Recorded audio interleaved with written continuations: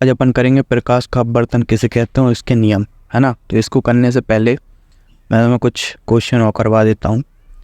Question 1, car की headlight में अपतल दर्पण का उपयोग किया जाता है, ऐसा क्यों किया जाता है? तो अपन इसका पॉइंट समझ लेते हैं। अगर तुम्हें याद हो तो अपन ने एक पॉइंट करा था कि ऐसा, ठीक है। ये तुम्हें पता है ये कौन सा दर्पण है? ये वाला दर्पण, ये क्या नहीं, ये वाला दर्पण याद है? तो ये अवतल दर्पण है। क्यों? क्योंकि इसमें ऊपरी सतह पॉलिश करी गई है, तो ये अवतल दर्पण हो गया। अब जो अवतल दर्पण होता है, अगर किसी वस्तु को उसके फोकस पे रख देते हैं तो वो क्या करता है, चीज़ों फोकस पे रखी होती है वस्तु, तो वो क्या करेगा, उस चीज़ को फैलाएगा, ठीक है। तो आप देख रहे हो समांतर रेखाएं जा रही हैं। होता क्या है कि जैसे अगर तुम्हें याद हो, एक मिनट बताता हूँ। जैसे अगर कोई चीज़ फैल के आ रही होती है, यानी समांतर आ रही होती है, तो एक पॉइंट पे चली जाती है फोकस पे। अगर अनंत से आ रही है तो फोकस पे मिलती है। अगर कोई चीज़ को फोकस पे डालोगे या फोकस पे रख दोगे तो वो उसको क्या करेगा, अनंत पे पहुंचाएगा, यानी लाइट को फैलाएगा। जैसे अगर तुम समझो फैली हुई लाइट आ रही थी तो एक पॉइंट पे आके इकट्ठी हो गई, ठीक है। अगर यहाँ पे इकट्ठी लाइट हो या कुछ हो तो उसको फैलाना हो तो फोकस पे रखो दर्पण के, तो वो चीज़ को फैलाएगा, ठीक है, इस प्रकार से, ठीक है। तो यही कार में किया जाता है। कार में क्या करते हैं अपन, कार में क्या करते हैं कि आप क्या करोगे, कार की हेडलाइट में अवतल दर्पण का उपयोग किया जाता है। बल्ब जो होता है वो दर्पण के मुख्य फोकस पर रख दिया जाता है। बल्ब को फोकस पे रख दिया, मतलब इस प्रकार से, जैसे मान लो ये दर्पण है, यहाँ पे इसका फोकस होगा, ये फोकस है, तो बल्ब को लिया और बल्ब जो है तुम्हारा वो यहाँ पे रख दिया, ठीक है। तो ये बल्ब लगा दिया। अब क्या होगा कि बल्ब से जो लाइट जाएगी वो फोकस पे दर्पण के होने की वजह से वो लाइट को क्या होगा कि वो फैलेगी लाइट, है ना। तो समांतर जाने की कोशिश करेगी इस प्रकार से, तो वो फैल जाएगी लाइट, ठीक है। ताकि अब देखो यहाँ पे, ताकि प्रकाश की किरण दर्पण से परावर्तन के बाद उसके मुख्य अक्ष के समांतर हो जाए तथा प्रकाश किरण का सीधा और शक्तिशाली पुंज प्राप्त हो। तो इससे क्या होगा कि लाइट जो होगी वो इस प्रकार से तुम्हारी चली जाएगी, समांतर चली जाएगी।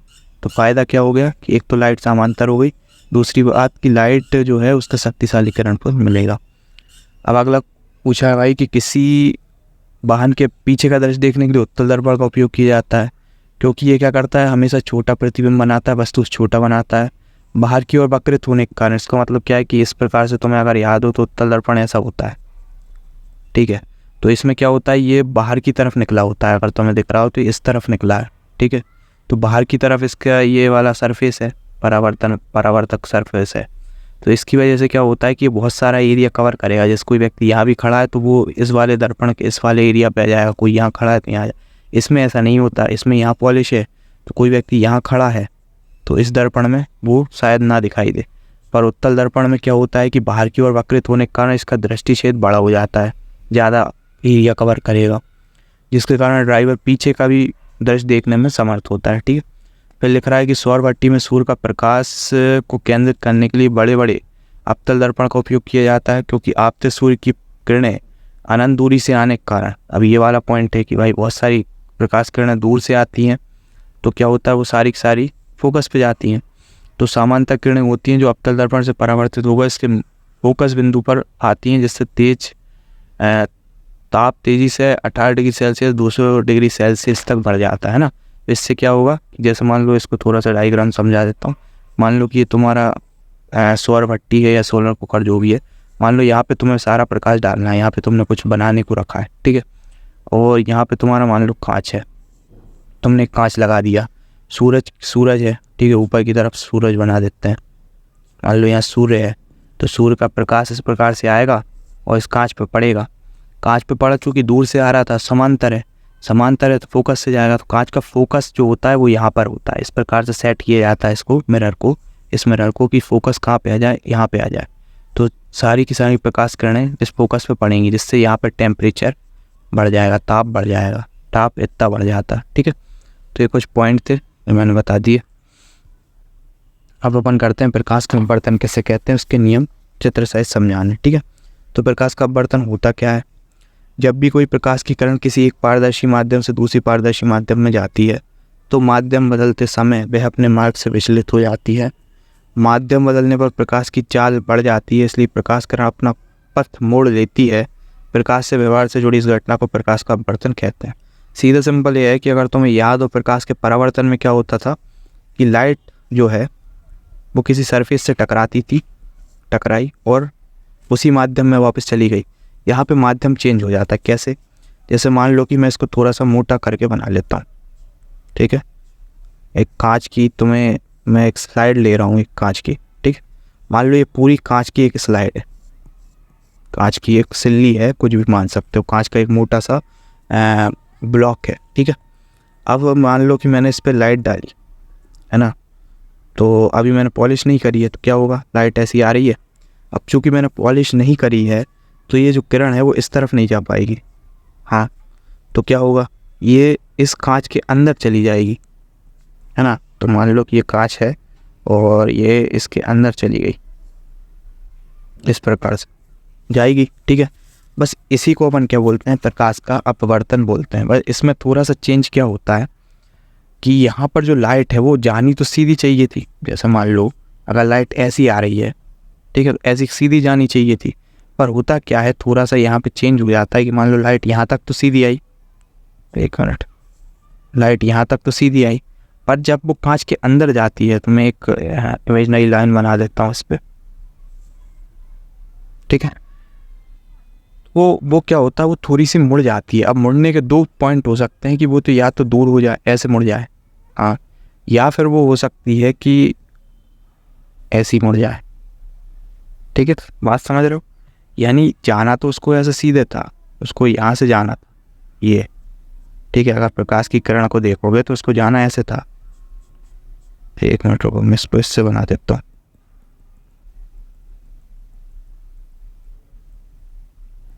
ठीक है। इसको मान लो अपन ग्रे से इससे बना देते हैं। ये जो प्रकाश की किरण है, अगर इसको आप सीधा बढ़ाओ तो इसको जाना तो कुछ ऐसा था, और अगर आप देखो तो वो तो या तो इस तरफ जाएगी ये वाले पॉइंट पे, ठीक है, या फिर वो ऐसी हो जाएगी। दोनों के चांस होते हैं, ठीक है। अब दोनों के चांस कैसे होते हैं वो भी अपन देखेंगे कि किस तरफ जानी चाहिए, पर वो जो लाइन है वो अपने मार्ग से विचलित हो गई। इसी को अपन प्रकाश का अपवर्तन बोलते हैं। सीधी चली जाती है तो कोई दिक्कत ही नहीं थी, भाई जाती है लाइट, उसमें क्या दिक्कत, पर चूंकि वो लाइट अपना रास्ता भटक गई है, इसलिए एक कह सकते हो फिनोमेना बन गया कि जब भी कोई प्रकाश की किरण एक पारदर्शी माध्यम से, अब तुम कहोगे एक पारदर्शी माध्यम कैसे, यहाँ पे वायु भरी हुई है और यहाँ पे कांच है, तो दो माध्यम है, ये पहला माध्यम है तुम्हारा, फर्स्ट मीडियम है, ये सेकंड मीडियम है, ठीक है। प्रकाश की किरण कहाँ से थी, एक पारदर्शी माध्यम से दूसरे पारदर्शी माध्यम में आती है। तो ये एक पारदर्शी माध्यम वायु में थी, अभी यहाँ से यहाँ तक वायु में थी, यहाँ पे आने के बाद वो क्या हो गई, यहाँ से दूसरे माध्यम में चली गई, ठीक है। तो दूसरे माध्यम में जाती है, तो माध्यम बदलते समय वह अपने मार्ग से विचलित हो जाती है, तो क्या हो गया, उसका रास्ता भटक गई। तुमने देखा कि वो टेढ़ी हो चुकी है। माध्यम बदलने पर प्रकाश की चाल बदल जाती है ना, तो स्पीड बदल जाती है। यहाँ पे स्पीड तेज होती है क्योंकि हवा है, हवा में तेज स्पीड होती है लाइट की। जैसे ही वो कांच में जाती है तो कांच में थोड़ी स्लो हो जाती है, ठीक है। तो चाल बदल जाती है, इसलिए वह अपने मार्ग से मुड़ जाती है। प्रकाश से जुड़ी इस घटना को अपन अपवर्तन बोलते हैं, ठीक है। हम ये बताया है कि वो किस तरफ मुड़ती है। जैसे मैंने तुम्हें 2 पॉइंट बताए थे कि या तो वो ऐसी ये वाली लाइन पकड़ सकती है या फिर वो पास आ सकती है, रास्ता ये था, पर रास्ते से या तो वो इस तरफ जा सकती है या इस तरफ जा सकती है, ठीक है। तो ये जो मुड़ने वाली चीज़ है किस तरफ जाएगी, वो ये लिखा है कि जब प्रकाश किरण विरल माध्यम से सघन माध्यम में प्रवेश करती है तो अविलंब की ओर झुक जाती है, लेकिन जब सघन माध्यम से विरल माध्यम में जाती है तो अविलंब से दूर हट जाती है। इसको एक बार समझाता हूँ मैं आराम से, ठीक है, बहुत आसान चीज़ है। तुम कभी पार्क मार्क गए हो, है ना। आप सबसे पहले इस लाइन को समझाने से पहले, ठीक है, मैं तुम्हें बता देता हूँ कि विरल माध्यम और सघन माध्यम होता क्या है, ठीक है। तो बात समझना, जब भी मैं तुमसे बोलूँ विरल माध्यम, ठीक है, तो तुम क्या समझोगे, तुम समझना एक खाली मैदान। विरल माध्यम कभी भी आए तुम्हारे दिमाग में इमेज बननी चाहिए कि ये खाली मैदान क्या है, विरल माध्यम, ठीक है। और जैसे ही मैं सघन माध्यम बोलूँ तो तुम्हारे दिमाग में आना चाहिए मैदान, एक प्रकार का कह सकते हो कि मेला जिसमें बहुत पब्लिक है। तो ये क्या होगा तुम्हारा सघन माध्यम, सघन माध्यम, ठीक है। यानी मेले से अगर भरी हुई जगह आई तो सघन माध्यम जैसी आएगा तुम ऐसी चीज़ इमेज तुम्हारे दिमाग में आएगी। जैसे ही मैं विरल माध्यम बोलूँ तो ये खाली मैदान तुम्हारे दिमाग में आएगा। अब मान लो कि ये एक फादर है और ये उसकी डॉटर है, ठीक है, लड़की है। अब हुआ क्या कि ये दोनों को अपन लेके गए मेले में, ठीक है, और आ रहा है मेला, मेला ये आ गया, ठीक है। मान लो मैं यहाँ पे लेके गया, ठीक है। अब मुझे ये बात बताना कि ये जो फादर है ये अपनी बच्ची को पहले तो लेके गया यहाँ पे, ठीक है। जैसे ही वो यहाँ पे लेके जाएगा तो खाली जगह है, ठीक है। तो ये जो बच्ची होगी ये अपने फादर का हाथ छोड़ेगी और यहाँ पे खेलने लगेगी, ठीक है। यानी वो अपने फादर से दूर कब होगी? जब विरल माध्यम होगा, यानी खाली जगह होगी, है ना, ज़्यादा भीड़ भाड़ नहीं होगी, तो ये बच्ची अपने फादर का हाथ छोड़कर यहाँ पे खेलने लगेगी। लेकिन अगर ऐसी बच्ची के पेरेंट्स को मैं लेके जाऊँ, फादर को लेके जाऊँ और यहाँ पे रखूँ, ठीक है, कि वो मेले में आ गए, सघन माध्यम में आ गए, तो सघन माध्यम में आने पर यानी मेले में आने पर क्या ये दोनों अलग होंगे? नहीं, ये तो बल्कि और कस के अपने फादर को पकड़ लेगी, है ना। तो इतना ही अगर तुम याद रख पाओ, है ना, कि ये जो फादर है ये अगर विरल माध्यम में है तो ये बच्ची अपने फादर से दूर हो जाती है और यहाँ पे खेलने लगेगी। लेकिन जब ये सघन माध्यम में आएंगे, भीड़ भाड़ वाले जगह में आएंगे, तो ये जो बच्ची होगी ये अपने फादर से अलग नहीं होगी, ये उनको और कस के पकड़ लेगी, ठीक है। अब यहाँ पे इतना ध्यान रखना भाई कि ये जो फादर है, ठीक है, फादर से तुम्हारा बहुत ज़्यादा लगाव होता है, तो फादर है तुम्हारे अभिलम, है ना, अभिलम, ठीक है। और ये जो डॉटर है यही है तुम्हारी लाइट की वो रे जो आने वाली है ना, यानी प्रकाश की जो किरण है, लाइट की जो किरण है, रे है, वो ये डॉटर हो गई, ठीक है। अब समझ लो कहानी। मान लो कि यहाँ पर मैंने ये बना दी एक सरफेस, ठीक है, कांच की सतह है, मोटी बना देता हूँ, कांच की मोटी परत बना देता हूँ, ठीक है। मान लो पूरी कांच से भरी हुई एक कांच की मोटी परत, ठीक है, आज भी भर देता हूँ, ठीक है। इस प्रकार से पूरा में कांच ही कांच भरा हुआ है, ठीक है, ठीक है। तो कांच की मोटी परत हो गई। अब होगा क्या इसमें कि मुझे एक बात बताओ, अगर अपन लाइट ये आई, ठीक है, ये लाइट आ रही है और मान लो मैंने यहाँ अभिलम बना दिया। अभिलम कौन है? ये फादर है, फादर, ठीक है। यानी वो लड़की का फादर कौन है? ये अभिलम हो गया, ठीक है, जो फादर हमने लिखे थे। ये कौन है? ये तुम्हारी डॉटर हो गई,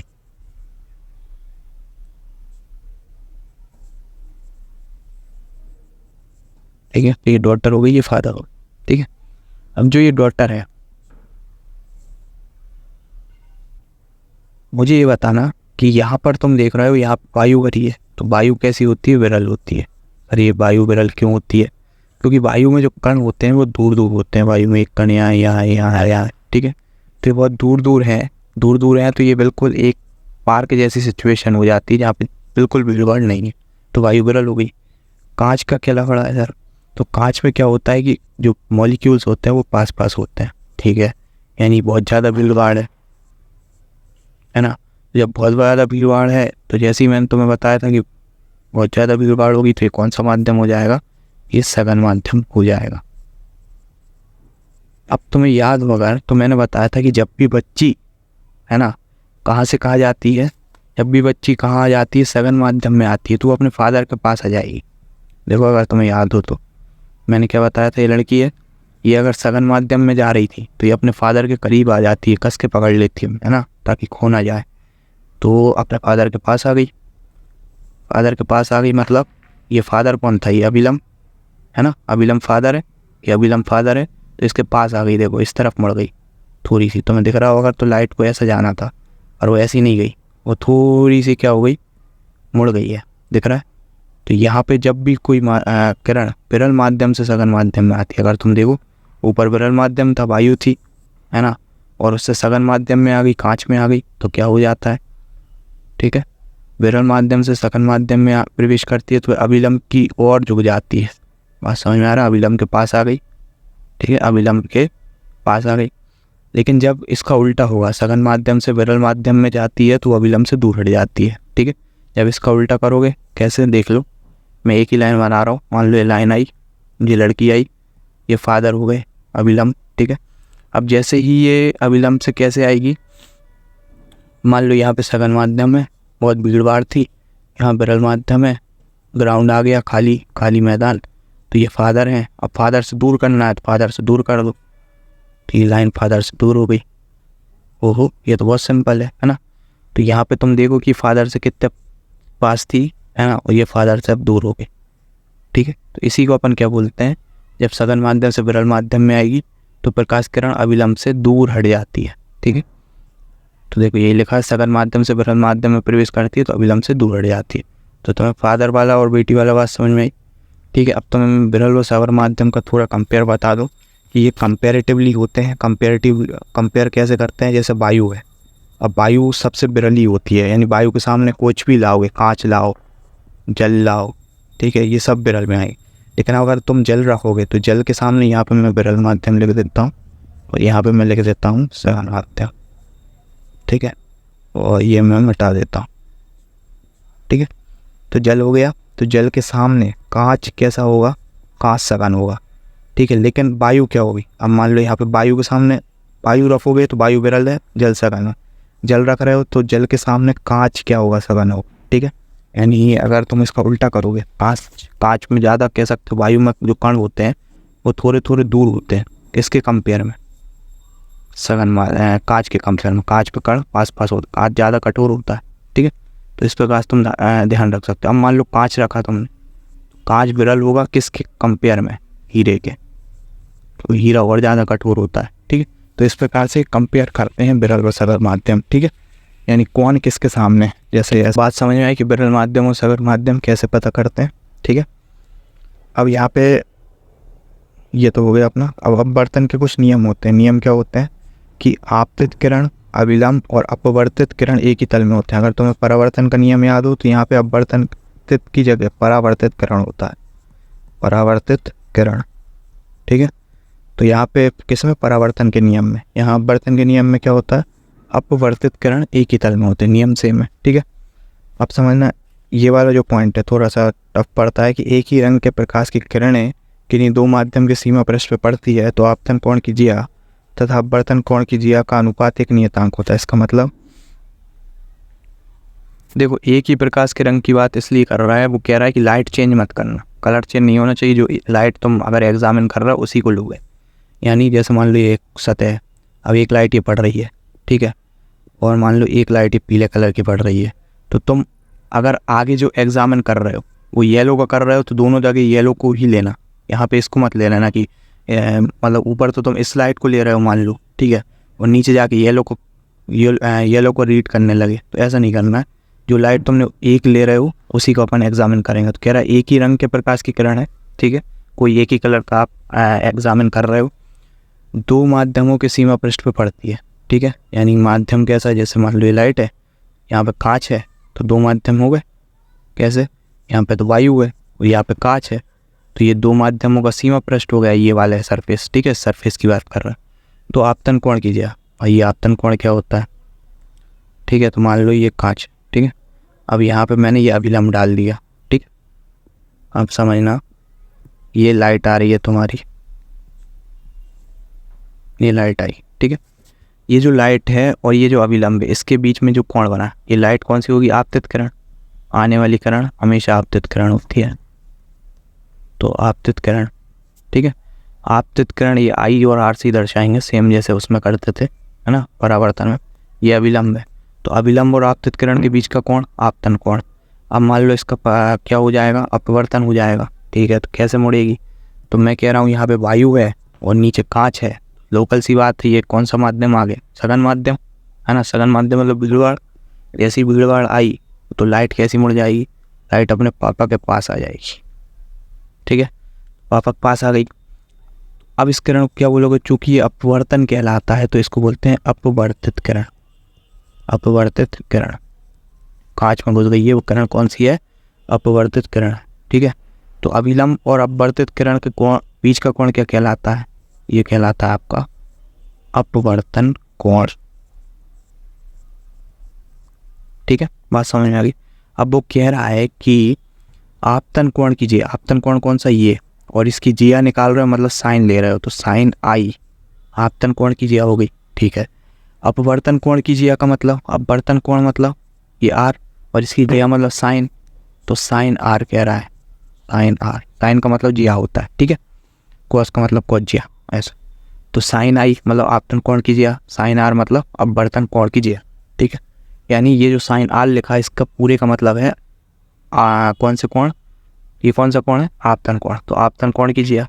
और साइन आर, आर क्या है, अपवर्तन कोण, तो अपवर्तन कोण की जिया। इनका अनुपात निकालो, अनुपात मतलब होता है साइन आई बटा साइन आर कर दो, इसको बोलते हैं अनुपात। तो आपतन कोण की जिया और अपवर्तन कोण की जिया का अनुपात जो होता है वो क्या होता है, वो एक नियतांक होता है, नियतांक होता है। देखो ये लिखा है, आपतन कोण की जिया और अपवर्तन कोण की जिया का अनुपात एक नियतांक होता है। नियतांक मतलब होता है एक फिक्स नंबर निकल के आता है।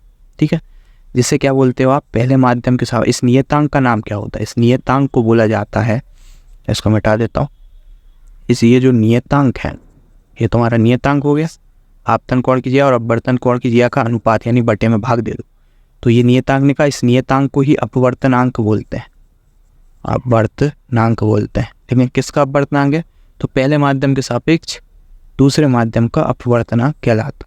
ठीक है, अब ये वाली जो लाइन है कि पहले माध्यम के सापेक्ष दूसरे माध्यम का अपवर्तनांक है ना, तो ये मैं समझ कि पहले माध्यम के सापेक्ष दूसरे माध्यम का अपवर्तनांक मतलब, तो पहला माध्यम आप मान लो कि वायु है। ठीक है, तो वायु को मैंने पहला माध्यम माना, तो वायु जो पहला माध्यम है उसके सापेक्ष दूसरे माध्यम का अपवर्तनांक है ना, तो वायु को रिस्पेक्टिवली, वायु के अनुसार आप लोगे कि दूसरे माध्यम का अपवर्तनांक कितना है। जैसे मान लो मैं बताता हूँ तुम्हें, जैसे कि अपन कह सकते हो जल का अपवर्तनांक मान लो 1.5 है। ठीक है, तो जल का अपवर्तनांक 1.5 कैसे निकला, वो वायु के कंपेयर में। अगर इसी को आप अपवर्तनांक कांच के कंपेयर में निकालोगे, किसका, जल का, तो कुछ और आएगा। ऐसे ऐसे समझो। ठीक है, ऐसे समझाता हूँ। जैसे मान लो कि ये 3 लोग हैं। ठीक है, तुम देख पा रहे हो इसकी हाइट सबसे कम है, कौन से वाले की, ये रो रहा है। इसकी हाइट थोड़े दूसरे नंबर पे है, तो इसको मैं कह देता हूँ सबसे लंबा कौन है, तो ये है 1 नंबर पे, 2 नंबर पे, और ये सबसे छोटा 3 नंबर। ठीक है, अब अगर मैं तुमसे बोलूँ कि इसको मैं मान लो ए, ठीक है, यानी ये तुम्हारा हो गया पहला माध्यम। अगर मैं इसको पहला माध्यम मानूँ, ठीक है, तो इस बंदे की हाइट बता सकते हो, पहले माध्यम के सापेक्ष इस बंदे की हाइट मुझे बतानी है। तो पहले माध्यम के सापेक्ष इस बंदे की हाइट केवल इतनी बड़ी है, देखो कितनी है, मान लो कि मैं इसको 1 मीटर बोलता हूँ, ये 1 सेंटीमीटर बोलता हूँ, 1 सेंटीमीटर, यानी इस बंदे के सापेक्ष इस बंदे की हाइट कितनी है, 1 सेंटीमीटर। ठीक है, अब तुम थोड़ा सा और दूसरा देखो, अब देखो कि इस बंदे के सापेक्ष कौन से, तीसरे नंबर के या ए नंबर जो अपन ने पहला माना, इस बंदे की हाइट कितनी है, कौन से वाले की, ये फर्स्ट नंबर वाले की। ठीक है, देखो इसकी हाइट थोड़ी ज़्यादा है।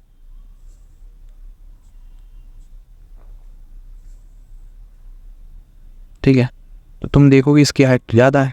हाँ, तो ये हाइट मैं मान लेता हूँ कि इस बंदे के सापेक्ष इसकी हाइट कितनी और ज़्यादा है, तो ये हो गई 4 सेंटीमीटर ज़्यादा।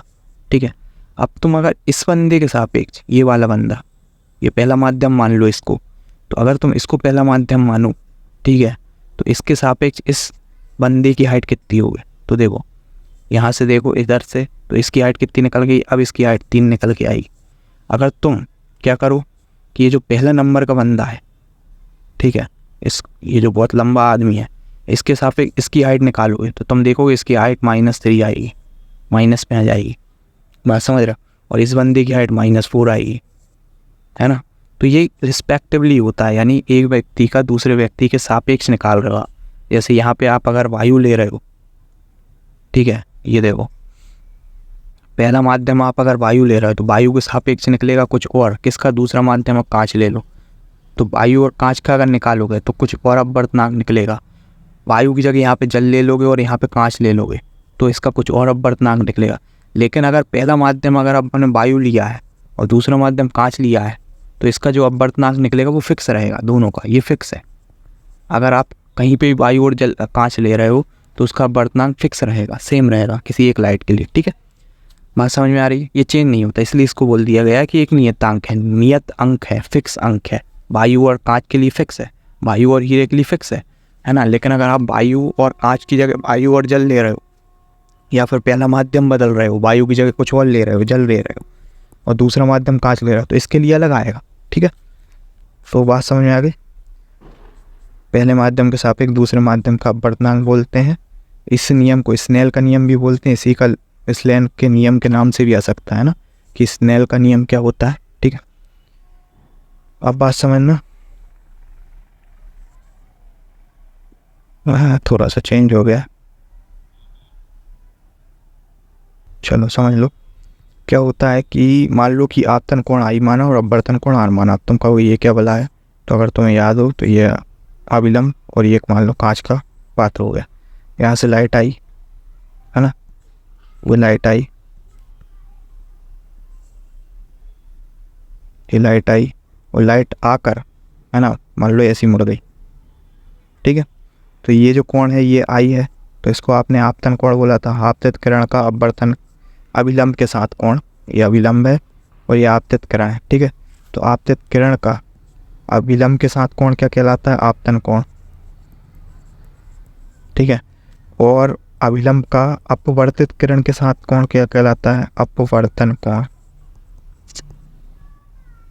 है ना। तो अपवर्तन कोण है, तो यही लिखा है भाई कि आई जो हो गया तुम्हारा आपतन कोण और आर तुम्हारा हो गया अपवर्तन कोण। ठीक है, तो इसकी जो साइंटिफिक मैंने तुम बताया था कि साइन आई आपतन कोण कीजिए और साइन आर अपवर्तन कोण कीजिए, इसका अनुपात क्या होता है?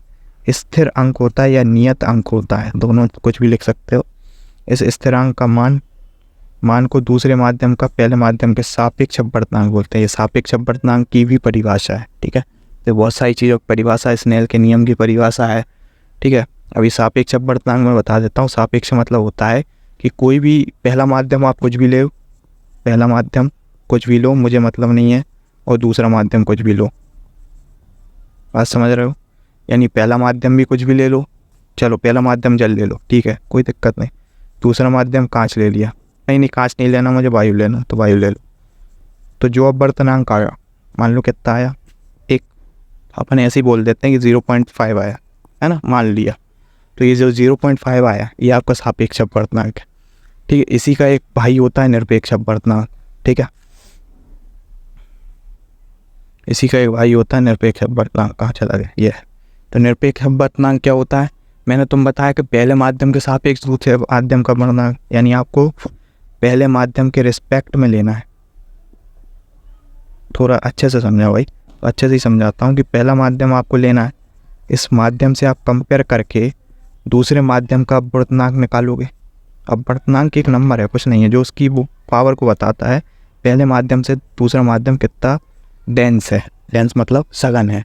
सघन मतलब कि जैसे पहला माध्यम वायु ले रहा है तो वायु में कण दूर दूर है, दूसरा माध्यम मान लो जल ले रहा है, जल में कण पास पास है, तो ये पहले माध्यम से कितने पास हैं ये मान लो। ठीक है, तो इसको कंपेयर करके बताया जाता है कि पहले माध्यम से ये 1 गुना ज़्यादा पास पास में है, या पहले माध्यम से आप कह सकते हो कि दूसरे माध्यम में जो स्पीड है, यहाँ पे देखो लाइट बहुत तेज़ चलेगी, यहाँ पे कांच क्योंकि जो मॉलिक्यूल्स है वो दूर दूर है, यहाँ पे लाइट थोड़ी स्लो चलेगी क्योंकि यहाँ पे भीड़ भाड़ ज़्यादा है। ठीक है, जैसे तुम खाली जगह पे दौड़ लगाओगे तो बहुत ज़्यादा दौड़ लगा लोगे, लेकिन अगर वहीं पर भीड़ भाड़ है तो वहाँ पे तुम दौड़, उतनी स्पीड तुम्हारी कम हो जाएगी, उतनी तेज़ नहीं दौड़ पाओगे।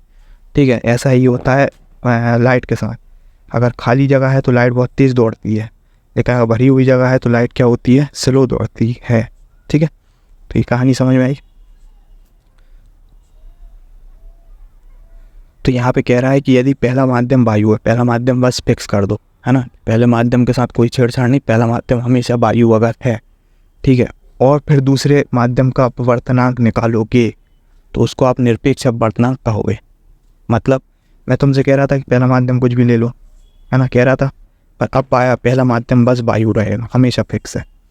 ठीक है, तो उसके अनुसार किसी का दूसरे का अपवर्तनांक अगर निकालो, जैसे कांच का निकाल रहे हो, तो वो क्या कहलाता है? निरपेक्ष अपवर्तनांक। जैसे अगर तुमसे कोई कहे कि कांच का निरपेक्ष अपवर्तनांक 1.5 है, ठीक है, तो तुम्हें कोई दिमाग नहीं लगाना, तुम सीधा सीधा समझ जाना कि यार ये 1.5 कह रहा है, इसका मतलब है कि जो कांच का अपवर्तनांक निकला है उसमें पहला माध्यम वायु है, तो कांच का निकला दूसरा माध्यम कांच है, वो तो पहले ही बता दिया।